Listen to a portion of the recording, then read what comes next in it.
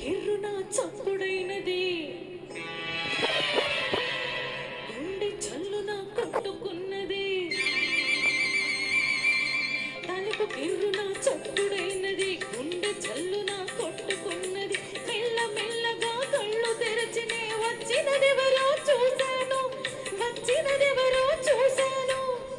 ఎవలాలు నల్లని వాడు, గుంట కన్నుల వాడు, గుబురు మీసాల వాడు.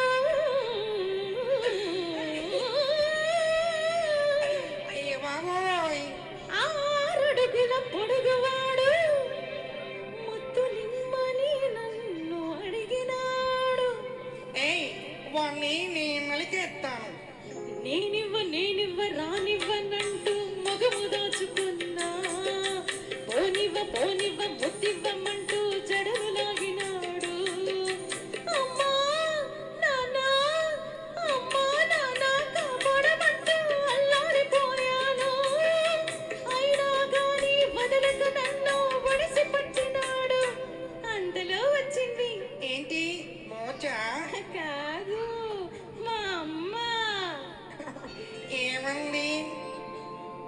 వెళ్ళవే నా తల్లి, వెళ్ళవే అమ్మా. ముద్దులిస్తే నీకు డబ్బులిస్తాడు, మంచి బట్టలిస్తాడు.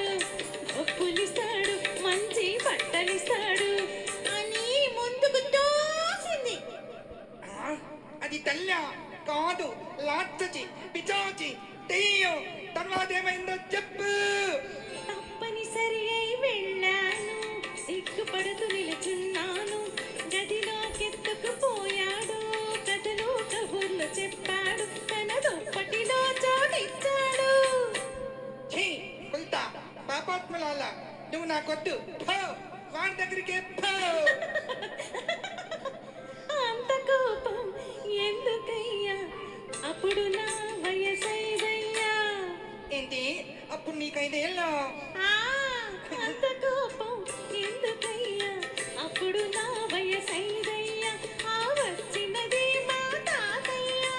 తాతయ్య తాతయ్య తకతయ్య, మళ్ళీ చెప్పవే. తాతయ్య తకతయ్య తకతయ్య, తకతయ్య తాతయ్య తకతయ్య తాతయ్య తాతయ్య కొంప ముంచేశాడు.